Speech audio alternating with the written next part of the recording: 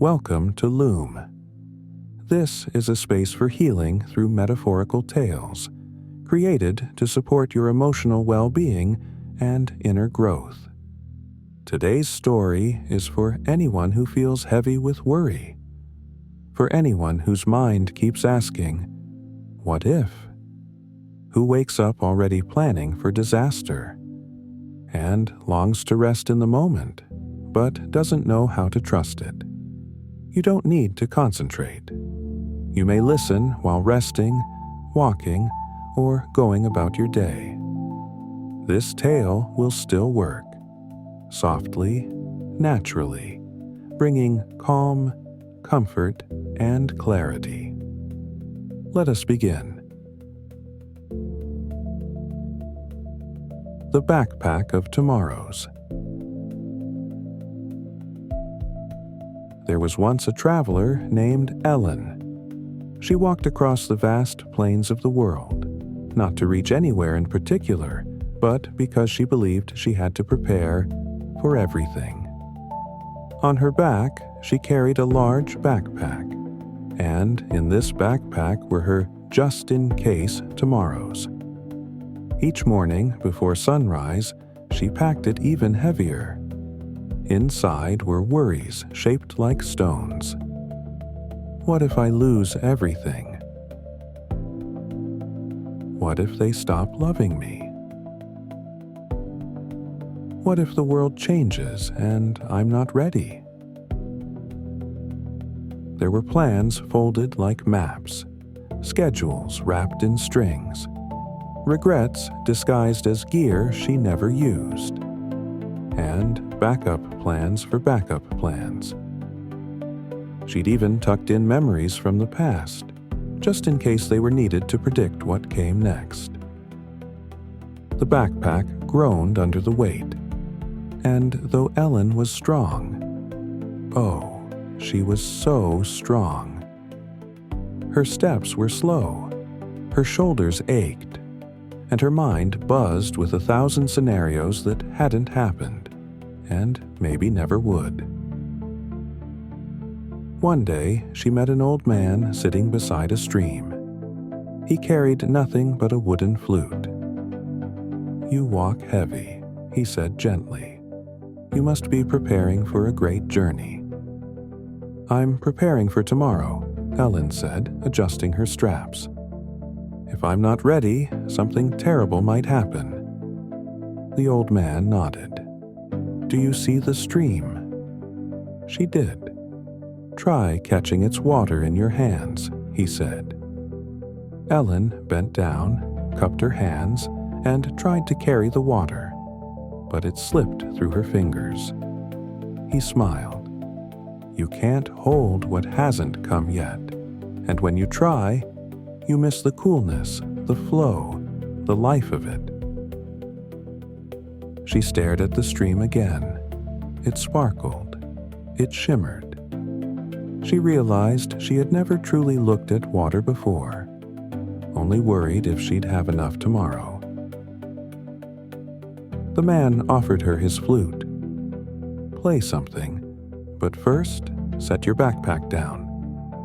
Her heart raced. "I can't. What if I need something in there?" But the man just smiled. "You've carried it long enough. Rest. Let the earth hold it for a while."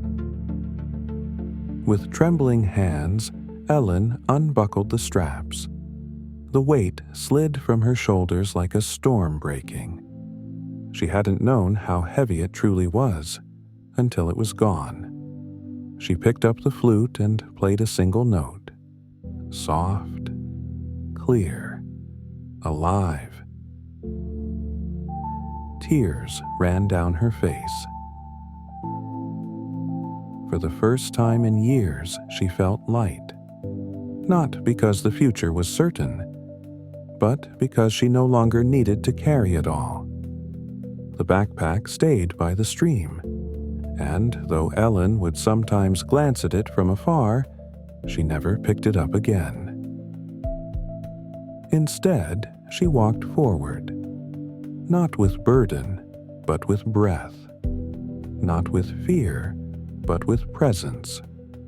Not with a backpack of tomorrows, but with a heart open to now. Reflection. We often try to carry the future in our minds, as if worrying will make us ready, as if preparing for every possibility will keep us safe. But the truth is, tomorrow cannot be carried. It can only be met. When we carry what-ifs, we trade away presence. We miss the quiet joy of this moment. We forget that we are more resourceful than we think. Not because we plan for everything, but because we adapt when it comes. Just like water, the future flows. Let it come to you. You don't need to hold it anymore. Practical exercise, the just-in-case journal. This daily journaling practice helps release fear-based planning and restore trust in the present. Step 1. Identify the stone. Write down one what-if fear you noticed today. For example, what if I fail at my next job interview? Step 2. Acknowledge the weight. Ask, what emotion is underneath this fear? For instance, I'm scared of being judged or not having enough money. Step 3. Unpack it gently. Write, what can I control right now? For example, I can prepare, I can rest, I can ask for help if needed. Step 4. Set it down. Close your eyes for 30 seconds. Imagine placing the fear into a backpack and leaving it beside a stream. Breathe. Whisper, I am not my fear. I am here now. Repeat this practice daily for 14 days. Over time, your nervous system will begin to trust the present again. Somatic meditation. Sit or lie down. Breathe in slowly. And exhale longer than you inhale. Again. Inhale and exhale. Feel the ground beneath you. Now, imagine yourself walking. You've been walking for years, with a heavy backpack on your shoulders. You reach a clearing with a stream. It sparkles. It sings. It asks nothing of you, except that you stop and drink. You feel safe enough to take the backpack off. It thuds gently onto the grass. Your body exhales. The water reflects the sky. You are not your plans. You are not your fears. You are the breath. The one who lets go. The one who meets the moment. Free. Stay here. Rest here. Let your body remember this feeling.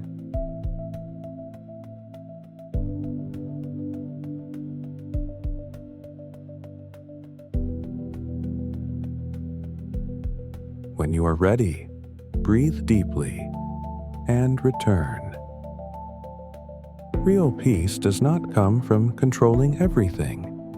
It comes from trusting your ability to meet what comes. The future is not your enemy. It is not a monster to guard against.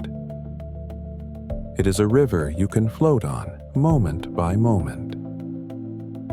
Let this tale be a seed. Plant it gently.